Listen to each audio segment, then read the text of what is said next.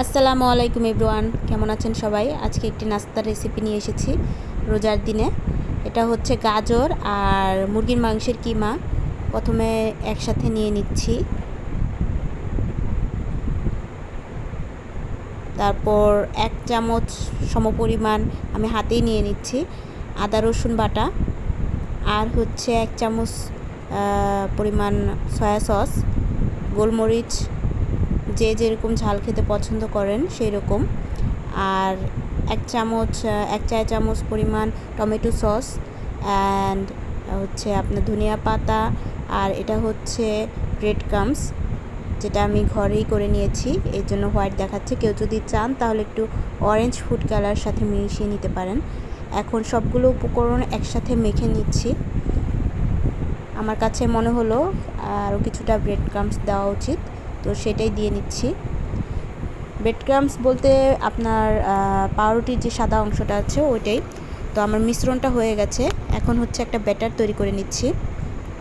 ব্যাটারটা হচ্ছে আপনার একটা ডিম দিয়ে ময়দা দিয়ে কোটিংয়ের জন্য রেডি করে নিয়েছি, আর সামান্য পরিমাণ পানি এবং লবণ দিয়ে। তো হাতে কিছুটা সয়াবিন তেল মেখে নিয়েছি, দেখতেই পেরেছেন। আর এখন 2 হাত দিয়ে একটা শেপ দিয়ে নিচ্ছি। আপনারা যে যেই রকম চান সেরকম শেপ দিয়ে নিতে পারেন। আমি একটা গোলাপ জামের মতো শেপ দিয়ে নিয়েছি। এই যে আমার সবগুলো নাস্তা তৈরি হয়ে গিয়েছে। কেউ চাইলে এখানে বাঁধাকপিও অ্যাড করতে পারেন, আমি শুধু গাজর দিয়েই করেছি। আর এখন আমার এই কোটিংটা মিশ্রণটার ভিতরে আমি ফার্স্টে দিয়ে তারপরে ব্রেড ক্রাম্বসে গড়িয়ে নিচ্ছি। আপনারা চাইলে এইখানে হচ্ছে আপনারা ব্রেড ক্রাম্বসে বললামই তো অরেঞ্জ কালার দিলে একদম অরেঞ্জ ফুড কালার হয়ে যাবে, আর যে যেরকম শেপের পছন্দ করেন সেরকমই দিয়ে নেবেন। এই কোটিংটা দিলে হয় কি, আপনার যে বাহিরের যে লেয়ারটা ওইটা অনেকটাই মোটা হয়, এবং ব্রেড ক্রাম্বসটাও অনেক সুন্দর করে আপনার নাস্তার সাথে সুন্দর করে মাখানো যায়। একদম দেখেন, এই যে সুন্দর করে এভাবে মেখে নেবেন। তো আমার সবগুলো হয়ে গিয়েছে। এখন হচ্ছে এটা আমি 5-6 ঘন্টার জন্য ডিপ ফ্রিজে রেখে দিব, তারপর চলে যাব ভাজতে।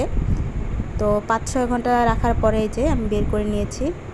তো এই যে এরকম উঠে আসছে।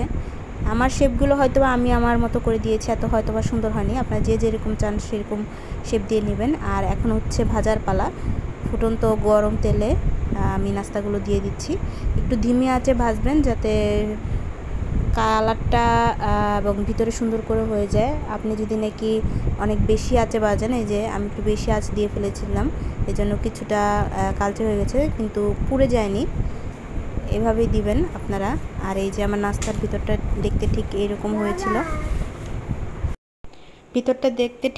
হয়েছিল, এবং খেতেও কিন্তু অনেক সুস্বাদু হয়েছিল। তো বাসায় আপনারা অবশ্যই ট্রাই করবেন এবং আমাকে জানাবেন। আসসালামু আলাইকুম।